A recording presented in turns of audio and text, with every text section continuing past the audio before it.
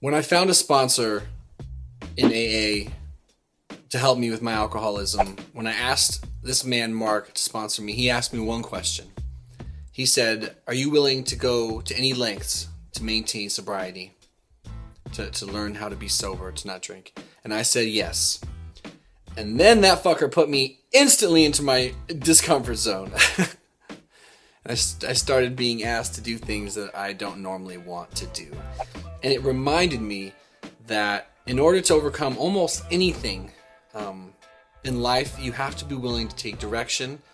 And you have to know when you're beat. You have to know when to say, I don't know. And I knew that when it came to drinking, I was powerless. And I didn't know. Despite my perceived intuition, despite thinking I was smart enough to figure this out, besides my will. I thought I had will that was pretty powerful. But not when it comes to alcohol. And so it came back to the question, are you willing to go to any lengths to overcome it? And I was at that moment, and I am today. And it's a fleeting feeling, you know. The inspiration behind that answer, it can come and go, but the sincerity and the despair I feel is there when it comes to doing it my way. So I'm at a place where I'm going to do whatever the fuck it takes. This can apply to anything. This can apply to depression. This can apply to anxiety. This can apply to weight loss. This can apply to school. You can apply this to a relationship. You can apply this to anything that you're struggling with, if you're willing to be honest with yourself. And so sometimes I tell myself pretty little lies. I put on my rainbow colored glasses, my rose colored glasses, and I see things a certain way until I can't any longer. And I can no longer bullshit myself about the damaging effects of the drinking, right? So this 4th of July, I'm doing whatever the fuck it takes. And here's what that means for me this year. I'm taking my ass up to Long Beach, Washington with a bunch of alcoholics who are sober. And I'm going to spend it with them, and my fiance is coming too, as well as my dog. And I'm going to be with them, and I'm going to listen. And I'm going to try to learn something. And I'm going to turn off my brain, and I'm going to shut down that part of me that thinks I know better. Because the 4th of July is a fantastic opportunity for an alcoholic or a depressive or an anxious type person to pretend that your problems aren't worth fighting for on just this one day. And I think this is something a lot of people face, period, when special events come up. You start to think, oh well, you get caught up in the fuck it's, and I don't feel like I can afford another fuck it when it comes to the drinking. I know that when I was severely depressed, I couldn't afford another fuck it with anything. I needed to treat every moment like it could be my last, and I needed to treat every suggestion and every recommendation by those that knew better than me, those that had gone before me and overcome it, the anxiety, the panic, the suicidal ideations. I needed to do whatever was asked of me, no matter what my thoughts were.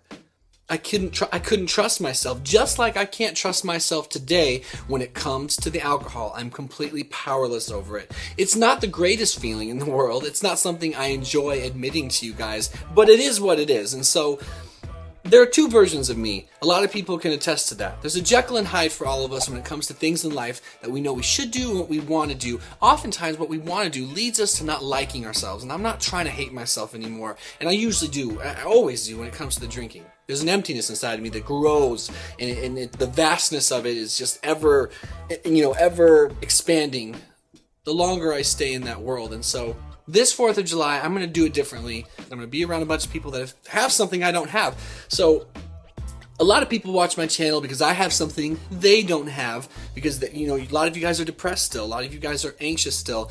I have learned how to overcome that. I've worked very hard. I've gotten over my low testosterone.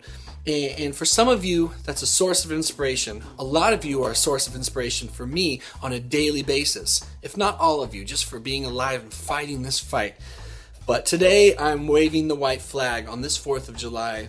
I don't want to do what normally I would do on this day, which is get trashed beyond possible comprehension and then wake up tomorrow feeling like a piece of shit and feeling extra depressed and knowing that I just compromised so much again.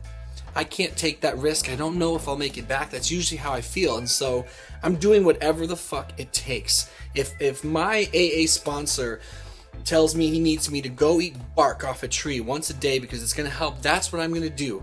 All I know is that dude has something I want. He knows how to live life on life's terms and not get drunk over shit. I get drunk over being happy about something. I'll get drunk over being down. I'll get drunk because it's nice. I'll get drunk because it's rainy out. I'll convince myself of anything if it means getting drunk. But the morning always follows, and I can't do it anymore. I can't compromise my depression. That white flag that I raised back in the day, I'm waving it for a different reason. So I just want to encourage you to do whatever it takes in life. Give yourself the opportunity to be surprised. I've often given suggestions and encouraged guys in messages to do things that they've said, I just don't want to do that. And that's fine. Maybe you're not desperate enough. Maybe it hasn't hurt bad enough. I don't know. You never really know what it takes. But I feel more inspired and more enthused about the idea that I might be able to figure out how to not just not drink, but find some peace of mind as a sober person, live sober life right now than I ever have before. And I only have 2 weeks. But it means a lot to me. And by the way, I only have this very day. The cliches they tell you in this program are nuts because they're all fucking true. But today I'm doing whatever it takes. I pray that God gives me the gumption and the humility to do whatever it takes tomorrow. And I hope you feel the same way about whatever it is you're facing. If it's not drinking or drugging, let it be the depression and anxiety and depersonalization, if that's what you watch this channel for. Let it be doing whatever it takes to overcome your low testosterone. Take that leap of faith with me. You can take it together. I imagine we all have something that we could follow better direction on. And if you know what that something is, I implore you to dig deep inside and find it in you to surrender to it. It's kind of a relieving feeling, and obviously my first thought is not to go drive 2.5 hours to some guy's property in Long Beach and hang out with a bunch of people I don't know. My first thought is to probably isolate or go find some low bottom friends. And if it always leads me to the same conclusion, if you wake up like I wake up every day with your heart heavy over something you're doing that just doesn't feel right in your soul, I pray you the same desperation and willingness that I feel right now. And I also pray that I can hold on to that and I cannot lose it. I mean, I'm tired of dropping it and having to find it again. This pink cloud that I sort of feel about being sober will go away, and there will be hard work to do.